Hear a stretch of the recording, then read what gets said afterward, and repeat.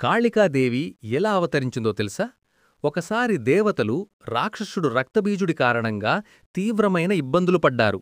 రక్తబీజుడి శక్తి ఎంత భయంకరంగా ఉందో తెలుసా? అతని రక్తం నేలమీద పడిన చోటల్లా అక్కడే కొత్త రక్తబీజుడు పుడుతూ ఉండేవాడు. ఒక్క బిందువు పడితే 100 రక్తబీజులు. దేవతలు ఎంతమందిని చంపినా వారింకా పెరుగుతూనే ఉన్నారు.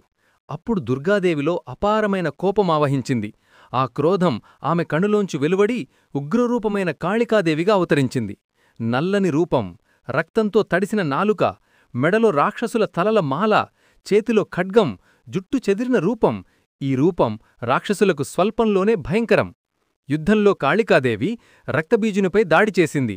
అతని రక్తం భూమిమీద పడకముందే దాన్ని తాగేసింది. ఇలా ఇంకో రక్తబీజుడు పుట్టకుండా అడ్డుకుంది. చివరకు రక్తబీజుని సంహరించింది. కాని యుద్ధం ముగిసినా ఆమె ఉగ్రత ఆగలేదు. ఆ కోపాన్ని ఆపడానికి శివుడు నేలపై పడిపోయాడు.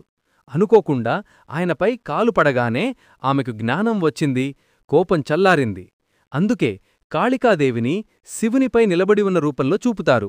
సారాంశమేమిటంటే, కాళికాదేవి దుర్గాదేవి కోపాగ్నిలోంచి అధర్మాన్ని నాశనం చేయడానికి అవతరించిన శక్తి. వీడియో నచ్చితే జై దుర్గామాత అని కామెంట్ చేయండి. లైక్ చేసి సబ్స్క్రైబ్ చేయడం మాత్రం మర్చిపోవద్దు.